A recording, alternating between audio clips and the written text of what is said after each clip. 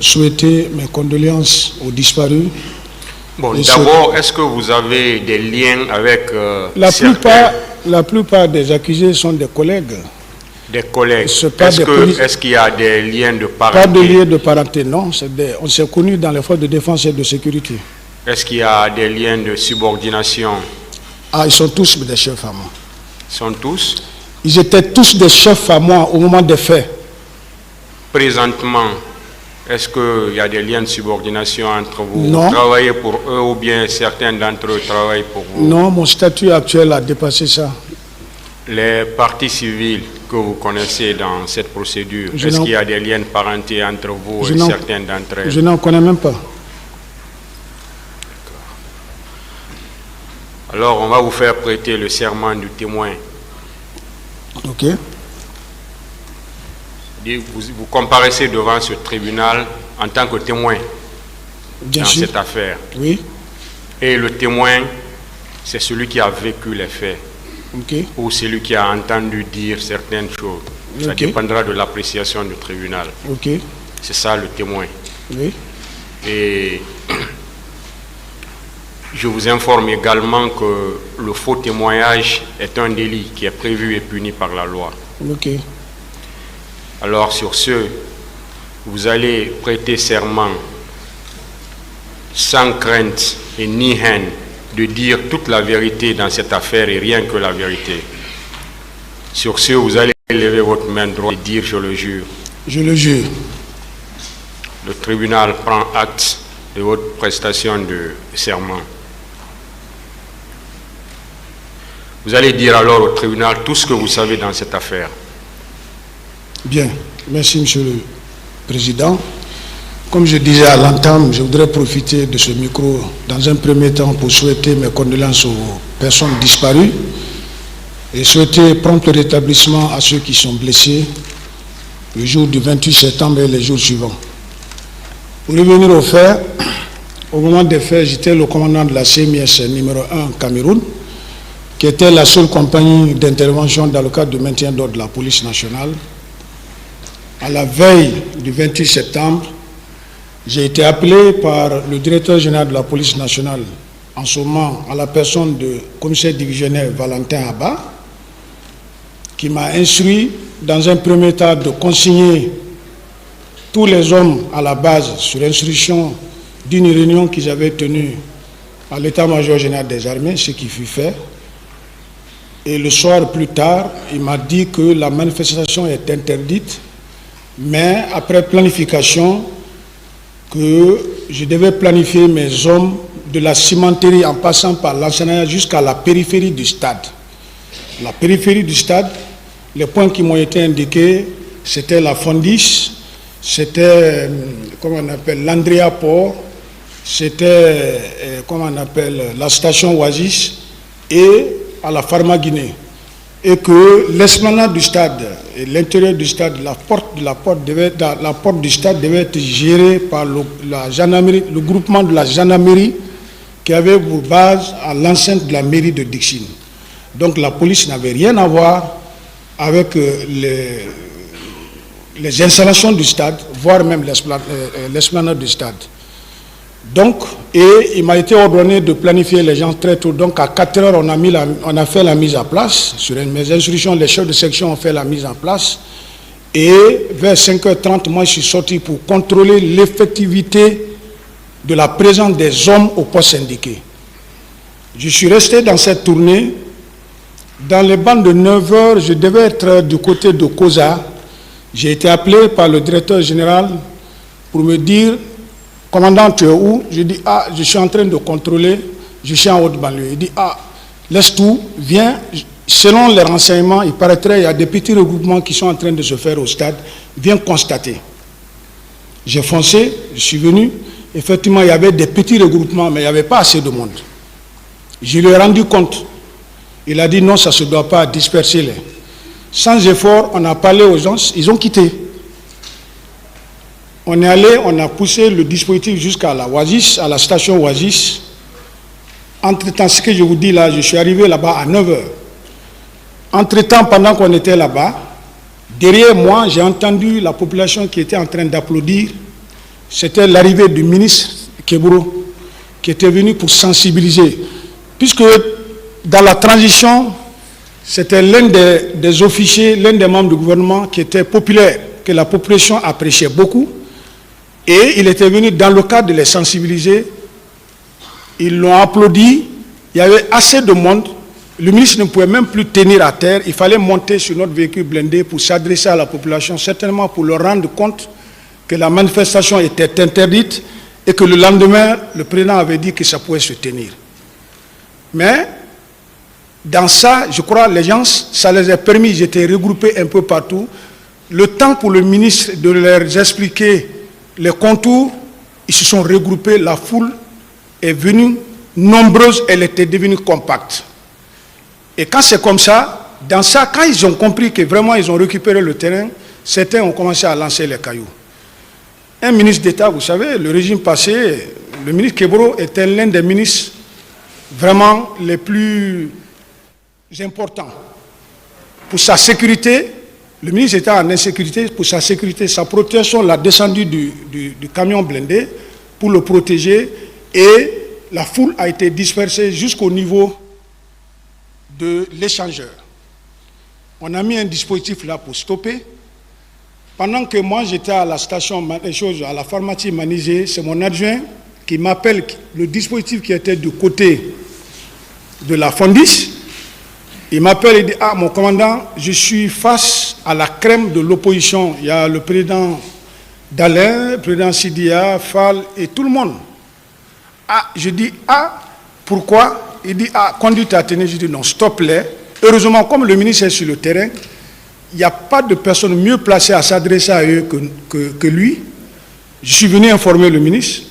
Il est venu vers eux. Le temps pour le ministre de discuter avec eux, pour leur demander pour que la manifestation ne se tienne pas, la population a démonté le dispositif qui était derrière du côté de Dixine. Il y avait un autre côté, il y avait un autre groupe du côté de Pharma Guinée. Ils se sont retrouvés sur l'esplanade. Elle était tellement compacte qu'ils sont venus nous trouver. Et le ministre Keburo, le dispositif de la police, les escadrons mobiles qui étaient là, on a tous fui. On est venu attendre à Donka, en face du camp Kamaen.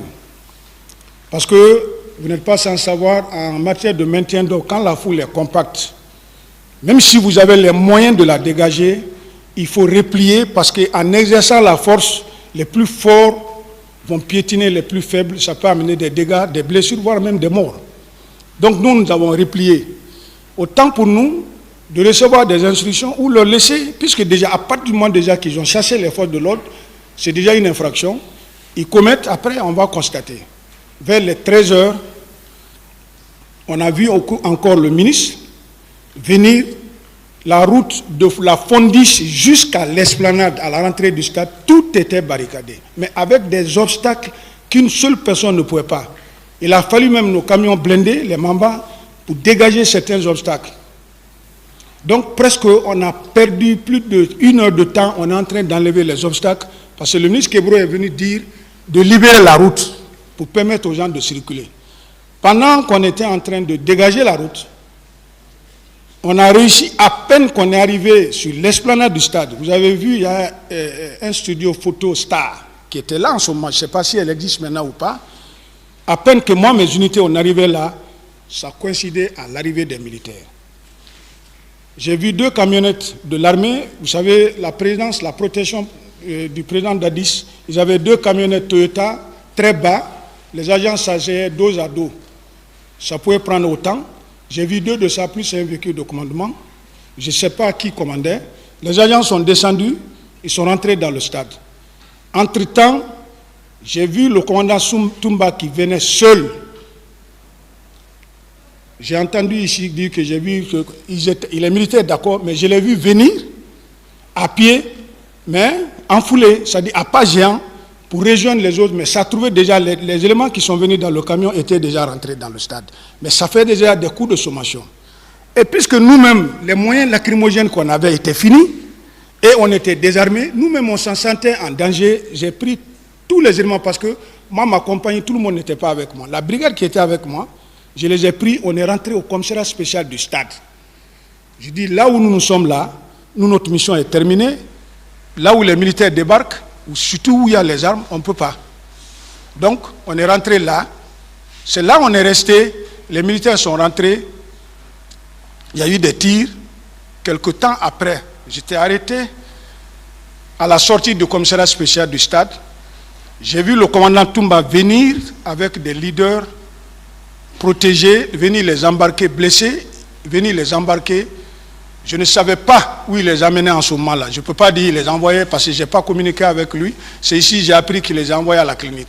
Mais réellement, il était en train de les protéger. Ils étaient dans ses mains. Ils n'étaient pas menacés. Suivi après du ministre Kebro aussi, qui avait certains leaders, y compris le président de l'UFDG. Ils sont partis. Nous étions là. Après, tout le monde a quitté. Il y a eu un silence de mort. J'ai cherché à joindre le commissaire le directeur général, M. Valentin, à travers le numéro du chef de cabinet Toupou, parce que j'ai essayé le DG, ça ne passait pas. Je suis passé par le chef de cabinet, je dis où vous êtes. Il me dit qu'ils sont au camp Samori, ils sont au PC. Parce que je crois qu'il y a un poste de commandement qui avait été installé, où les chefs de corps se retrouvaient pour suivre les événements en direct. Et les radios privées venaient d'être créées, donc on pouvait suivre en direct ce qui se passait. J'ai dit, tout travail cessant, dit au DG de venir constater ce qui se passe maintenant au stade et il va rendre compte à qui de droit.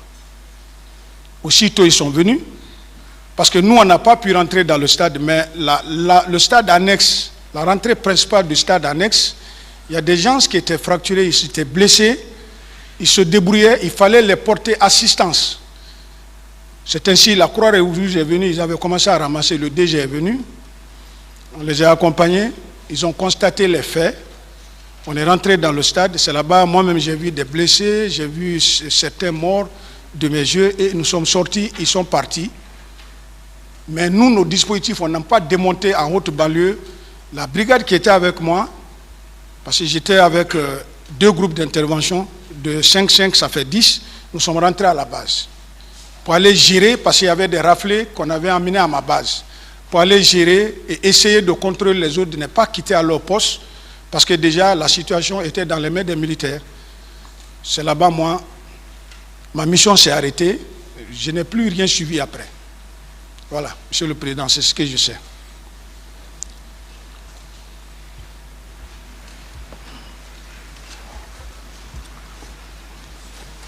Ce jour, vous avez dit, vous avez vu M. Moussa Kiegoro et M. Abouakar Diakité Toumba au stade. Oui, à l'esplanade, oui. À part ces deux, qui d'autre vous avez vu? À part le colonel, le ministre Kebro et le commandant Toumba, c'est après, c'est le général Baldé qui est venu. Lui aussi, il est venu en contrôle. Mais vous voyez, le général Baldé, le niveau qu'ils avaient, le ministre d'abord Kebro était un ministre d'État. En tant que commandant de compagnie, j'étais capitaine, même pour s'approcher de... C'était pas facile. Quand le chef d'état-major de la gendarmerie aussi est venu, il était en contrôle. Je l'ai vu, il voyait la position de ces hommes. Donc, à part ces trois-là, je n'ai vu personne. Et j'ai vu, je m'excuse, j'ai vu Marcel. J'ai vu Marcel, mais il n'était pas aussi... Marcel même était en civil.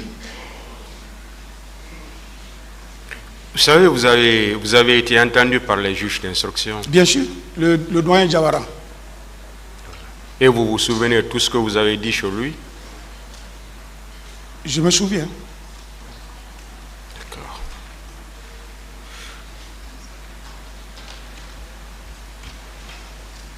Quand vous avez vu M. Toumba, M. Abouakar Sidiki, moi Abouakar Diakité dit Toumba, oui. Qu'est-ce qu'il faisait? C'est ce que je vous ai dit. Je l'ai vu à pas géant, il cherchait à rentrer dans le stade. Rien. Il était débraillé, sans ceinturon même. Et vous l'avez vu ressortir du stade? Je l'ai vu à la sortie du stade. Cette fois-ci, il avait certains leaders en main. Et ça, c'était dans le cadre de la protection, parce que ceux-ci se lamentaient de douleur quand même. Ça a pris combien de temps? Hein? Ça a pris combien de temps? Vous l'avez vu rentrer, vous l'avez vu ressortir? Non, Monsieur le Président, je n'ai pas pu chronométrer. Ce qui reste clair, leur rentrée et leur sortie. Moi, j'étais au commissariat spécial du stade, parce que nous-mêmes, On était en danger. N'importe qui pouvait prendre une balle perdue parce que déjà, vous savez, l'esplanade du stade est en béton. Et les trucs, il y a les piliers qui sont là sont en béton. Quelqu'un qui tire, même s'il ne te vise pas, la balle peut faire le risque. Ça a pris combien de temps? Je ne peux pas vous dire. Désolé, je m'excuse. Vous avez vu M. Moussa Keboro à l'esplanade ou bien vous l'avez vu aussi rentrer dans le stade? Non, le matin, ce que je vous ai dit, il était à l'esplanade, mais il est rentré au même temps que les autres. Ils sont rentrés à l'intérieur avec ces hommes. Ces hommes, il était avec qui quand vous dites ces hommes? Ces hommes, les choses, comment on appelle, la protection, sa protection, ceux qui étaient, la brigade qui était avec lui. Quelle brigade? Vous devez vous souvenir du nom de cette brigade. Quelle Non, brigade? c'est les services spéciaux. On les appelait les services spéciaux. Il était avec un groupe mixte, police-gendarmerie. Il est rentré avec ceux-ci dans le stade. Oui. Vous l'avez vu? Oui, ils sont rentrés au stade, oui. Et vous les avez vus ressortir encore? J'ai vu le ministre sortir, ouais, avec des blessés. Ça a pris combien de temps? Bon, Monsieur le Président, ce temps-là, il est sorti au même temps que Toumba. Ils avaient tous des blessés qu'ils envoyaient. Donc, je peux pas vous dire 1 heure, 2 heures, 3 heures de temps. Et vous avez vu M. Marcel? Qu'est-ce qu'il faisait? Je l'ai vu une seule fois, c'était à la rentrée. Marcel aussi, je l'ai vu avec rien. Je l'ai vu avec rien, sincèrement. Vous avez dit qu'il était en civil. Je l'ai vu en civil. Comment il était habillé alors? Marcel avait un body, plus un pantalon jean, si je ne me souviens pas. Si je me souviens, crois-moi ce que j'ai. En tout cas, il n'était pas en tenue militaire. Un t-shirt et un pantalon militaire, vous avez dit? Non. Un pantalon, un pantalon jean. Oui, je crois.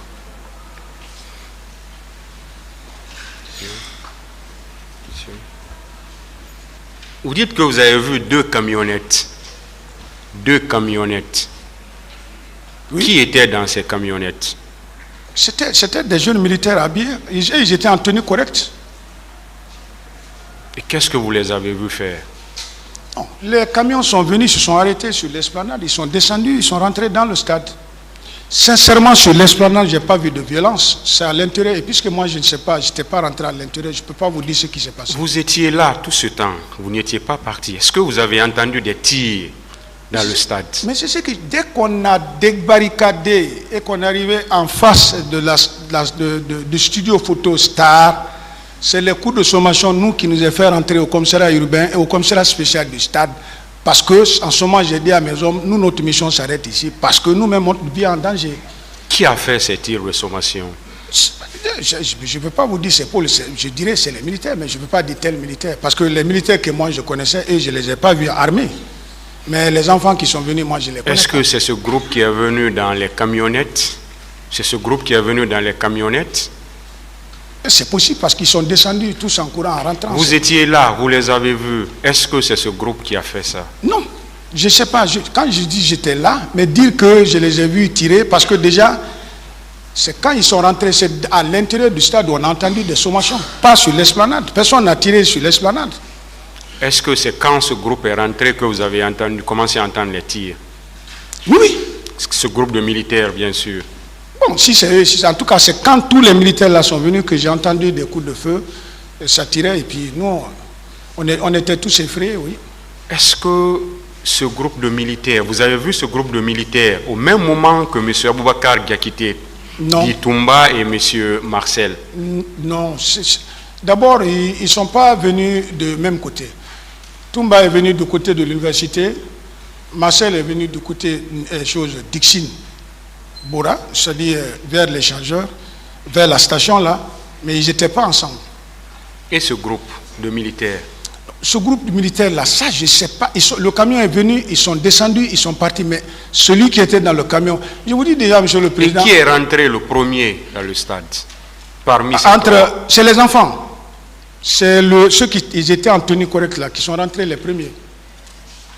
Oui, quand ce groupe est rentré, qui est rentré après? Non, j'ai vu Toumba aller à pas géant, rentrer. Après le groupe? Après le groupe. En deuxième position?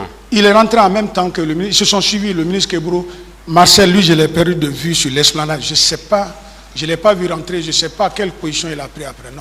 Mais puisque je le connaissais physiquement, il m'appelle grand frère, donc c'est comme ça que je l'ai reconnu là-bas, oui.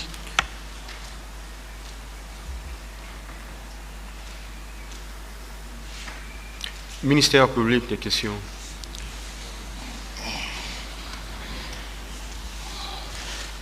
Merci, Monsieur le Président. Merci, honorable assesseur. Monsieur Ansoumane Kamara. Présent. Le ministère public voudrait vous poser certaines questions au regard de non seulement votre procès verbal de déposition des témoins devant les juges, pour des juges d'instruction, mais également votre narration faite tout à l'heure devant ce tribunal. Alors, pour commencer, je voudrais savoir si vous confirmez que vous étiez effectivement le commandant de CMS de Camaïenne. Oui, au moment des faits, oui. Au moment des faits. Oui. Et confirmez-vous que c'était la seule unité d'intervention dans tout Conakry? Non, de la police. Il y avait les escadrons mobiles. De la police. Oui, oui. C'était la seule compagnie d'abord, oui. Dans tout Conakry. Oui. Alors,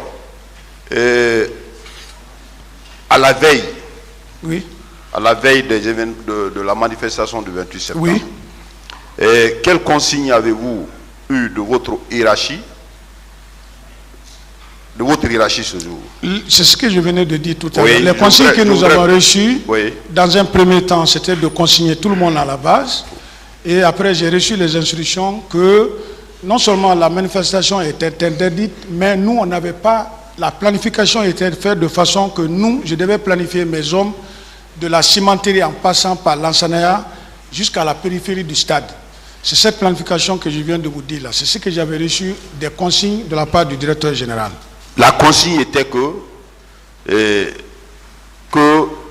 vos éléments soient dans votre unité, n'est-ce pas? Si je comprends très bien. Oui, oui. Alors, vous venez encore de dire que vous avez été planifié sur quel itinéraire? Je peux, là? Oui, oui. Voilà, vous savez, nous sommes des unités de maintien d'ordre. En principe, le 28 septembre, que la manifestation soit autorisée ou non autorisée, nous, on devait sortir soit pour encadrer ou pour interdire. Quand je vous dis consigne, puisque déjà, il y avait les... D'abord, la transition, tout le temps, on était en alerte, les gens, on avait toujours les consignes de garder les gens en alerte.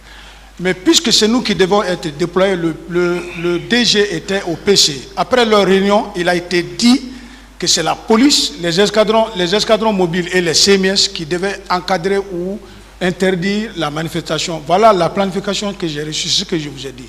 Quand on a eu ça, on a fait la planification, c'est ce que je viens de vous dire. Alors, il était question que vous soyez où? Quand vous avez fait la planification, où votre unité devrait être? Je ne sais pas, mais c'est ce que je vous ai dit.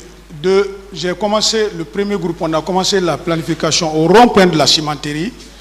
Vous descendez, ça c'est la route de Prince, vous descendez sur l'autoroute Fidel Castro à Lansanaya, parce que Conakry, la densité, en tout cas en termes de manifestation ou de violence, s'arrêtait à ce niveau, ce n'était pas encore arrivé à Kagoulé.